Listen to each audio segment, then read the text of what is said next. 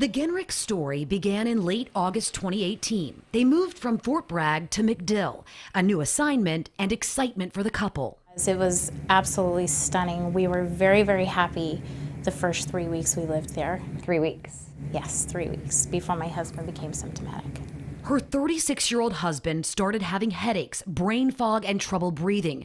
Doctors didn't know what was wrong. That's when you begin to realize that this might be what's making you sick, and that you've lived in this home since August. Jenny Genrich says a leak from their AC caused mold. She'd reported that leak to maintenance with Harbor Bay, which manages the private housing on MacDill. The leak was fixed, but Jenny says there was nothing done to remove areas that were exposed to water and moisture. I was honestly shocked at what I was seeing. A little scared and a little shocked. What were you seeing? I was seeing mold. What appeared to me to be mold on studs, on subflooring, and on pieces of sheetrock. We were scared that maybe he had a tumor or cancer or something was really wrong. Again, we didn't know we had mold. It wasn't until January that a private doctor diagnosed him with sick building syndrome. At the same time, military families across the U.S. were reporting problems with privatized military housing. MacDill seemed to be ground zero for mold concerns. The Air Force ordered a nationwide review of housing.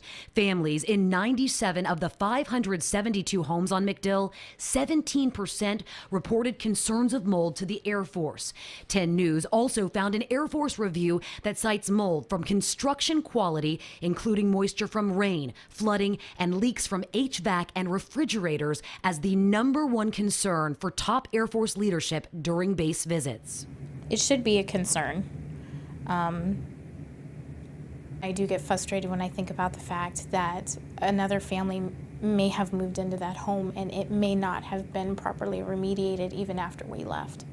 A spokesperson for MacDill told us, quote, initial construction may be one of many factors that caused concern for mold issues in base housing.